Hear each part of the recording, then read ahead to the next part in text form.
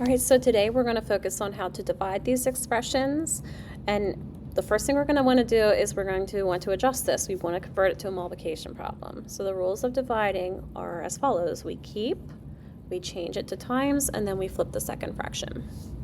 So once you take a minute, do that. And then what I like to do is just scribble this guy out because I am never going to look at this again. It's really easy to get mixed up at where your eye should go when you go to plug things back in. So if that's out of the picture, then it's going to be a lot easier for you to do. Okay. Then my next step is to box up the things that I can factor. So I know I can use X method for this, and I know I can do GCF for this one. So I'll call this one box 2, and then I can do GCF again for this last one. We'll call him box 3. So I'm going to set up my box 1 work below, and I'm going to look for my magic numbers, which would be -4 and -2. And because there's nothing in front of x squared, I can cheat and just write my answer, x minus 4, x minus 2, and box 1 is done. Then I'm going to go to do box number 2.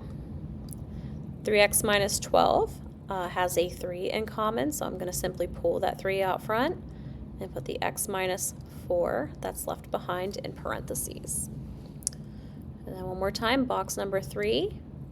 They don't have a number in common, but they do have an x in common, and that counts. So we're going to pull an x out of that. That leaves me with x minus 2. So now that I have all my boxes done, I can go ahead and replace them. So we're filling in for box 2, box 1, and box 3. And the fun part comes up. I can cross out things that match up. So I see x minus 4s, x minus 2s, and then I can cross out these x's as well. Those are in common. So all that's left, believe it or not, is 5/3. So that is going to be my answer. All right, so the last one here, number 5, I'm going to simply put the second one over 1. A lot of times kids are like, Mrs. Stoltz, it's not a fraction. What do I do? You can just put it over 1. Now it's a fraction. And we're going to do that keep, change, flip business. And I'm going to say goodbye to my old problem. I don't want to accidentally look at that. And it looks like we have an X method and we have a GCF method. So I see that I can do something with that.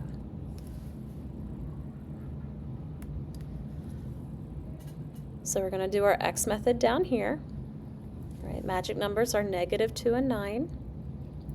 Now the bummer is, because there was something in front of x squared, I can't just write x minus 2 and x plus 9 and be done.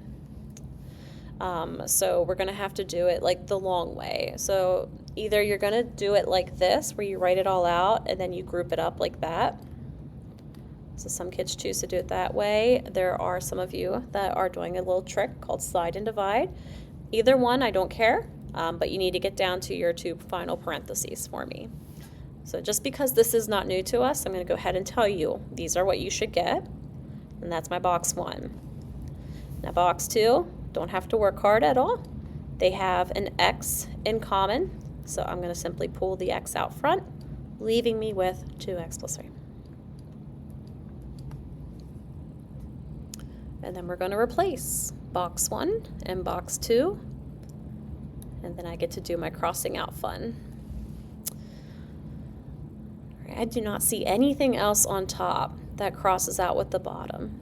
So we're just going to consolidate our answer into one fraction. All right, so 3x minus 1 times 1 is just 3x minus 1. 6x squared times x is 6x cubed. And there's my final answer. So I did save the best for last. This is a beast of a problem.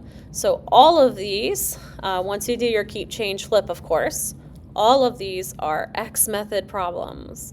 So this would be a great time for you to pause the video and see if, let's name them 1, 2, 3, 4, and let's see if you can factor down all of those boxes. So if you want to pause, go ahead, and when you unpause, I'll have all of the factors up on the board for you. Good luck. All right, let's see how you guys did. Here's your box 1.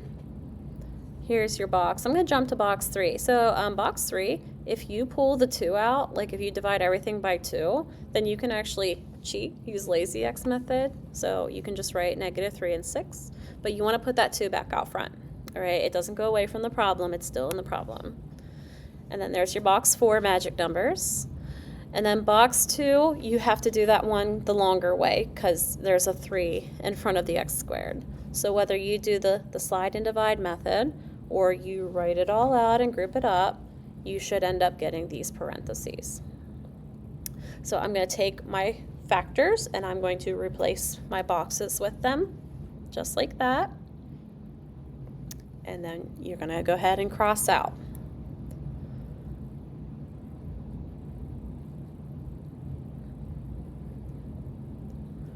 So it looks like when you're done, you'll just have a 2 and an x plus 6 on the top, and you'll have a 3x minus 2 on the bottom, and that's it. So our next lesson is going to be adding, subtracting, which has even stricter rules, and we're going to use a little bit of this in those problems. So that crossing out business is going to come up still.